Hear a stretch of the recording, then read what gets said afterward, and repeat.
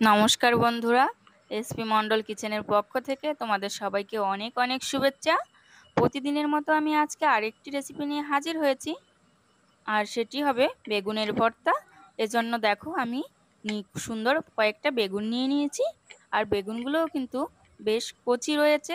এগুলো কিন্তু খেতে বেশ ভালো লাগে। আর এইদিকে দেখো মাঝারি সাইজের দুটো পেঁয়াজ, ছোট একটা রসুন, আর নিয়ে নিয়েছি কাঁচা লঙ্কা। তোমরা চাইলে তোমাদের ঝাল অনুযায়ী ব্যবহার করবে।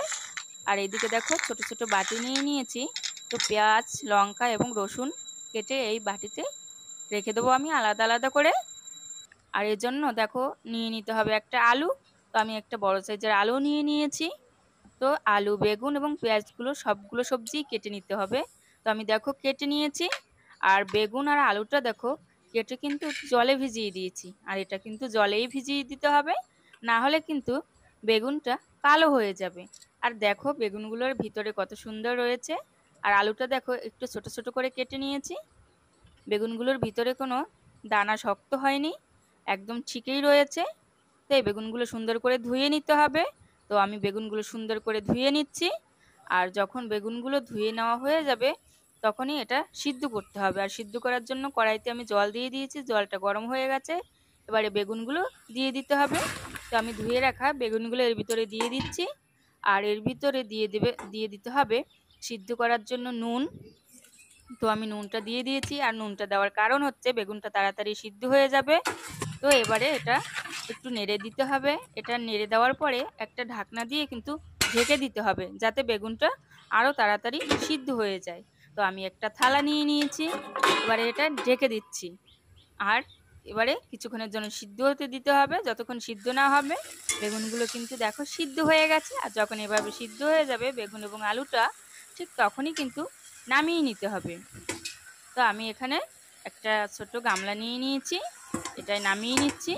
তো দেখো সব বেগুন এবং আলুগুলো তুলে নামিয়ে নিয়েছি। এবার একটু ঠান্ডা করে নিতে হবে। আর ঠান্ডা হওয়ার পরে দেখো বেগুনের উপরে যে একটা খোসা রয়েছে, ওই পাতলা খোসাটা কিন্তু ছাড়িয়ে নিতে হবে। তো আমি এইগুলো ছাড়িয়ে নিচ্ছি। এগুলো যখন ছাড়িয়ে নেওয়া হয়ে যাবে, ঠিক তখনই এই আলু এবং বেগুনগুলো ম্যাশ করে নিতে হবে। তো আমি এটার সাহায্যে আলু এবং বেগুনগুলো ম্যাশ করে নিচ্ছি। তোমরা চাইলে হাত দিয়েও করে নিতে পারো।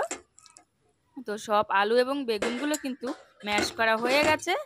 তো এটা রেখে দিতে হবে। এবারে এটা একটু ভেজে নিতে হবে। আর ভাজার জন্য দেখো উনানে একটা কড়াই বসিয়ে রেখেছি। কড়াইটা কিন্তু গরম হয়ে গেছে। আর কড়াই যখন গরম হয়ে যাবে, ঠিক তখনই দিয়ে দিতে হবে তেল।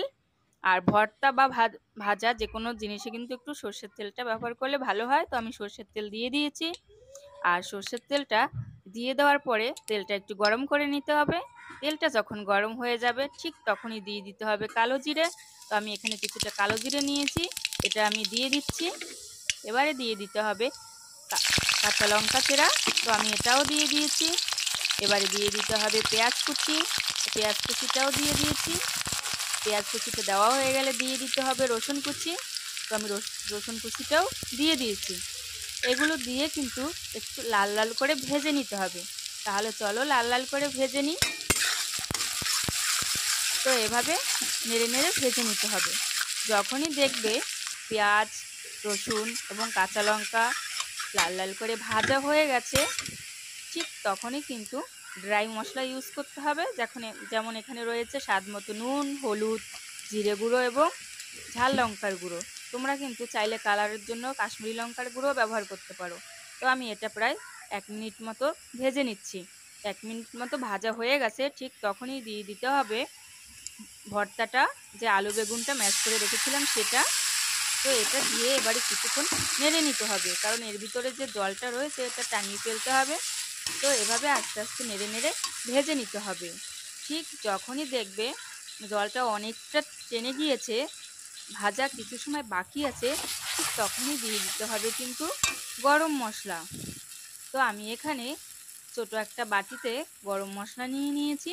তো এই গরম মশলাটা দিয়ে দিতে হবে। তো এটা দিয়ে দিচ্ছি। এটা দিয়ে কিন্তু প্রায় 2-3 মিনিট ভেজে নিতে হবে। তো চলো তাহলে 2-3 মিনিট ভেজে নিই। এটা কিন্তু ভাজা হয়ে গেছে। নাড়ার সময় দেখো কোনোভাবেই কিন্তু নিচে লেগে থাকছে না, বা জলেরও কোনো একটা ভাব নেই। যখন দেখবে যে এটা শুকনো শুকনো হয়ে গেছে, জল নেই, ঠিক তখন নামিয়ে নিতে হবে। তো আমি একটা বাটিতে নামিয়ে নিচ্ছি। তো দেখো আমি একটা বাটিতে কিন্তু নামিয়ে নিয়েছি, দেখতে কতটা সুন্দর হয়েছে। এটা খেতে কিন্তু ভীষণ ভালো লাগে, তোমরা একবার হলেও ট্রাই করবে। এটা খেতে না সত্যিই অনেক মজা হয়েছিল। আর এই রেসিপিটা যদি তোমাদের ভালো লেগে থাকে তাহলে অবশ্যই লাইক কমেন্ট এবং শেয়ার করবে। আর পরবর্তী ভিডিওটি পেতে চ্যানেলটি সাবস্ক্রাইব করে বেল আইকনটি অন করে আমার পাশে থাকবে। তো সবাইকে শুভেচ্ছা রইলো।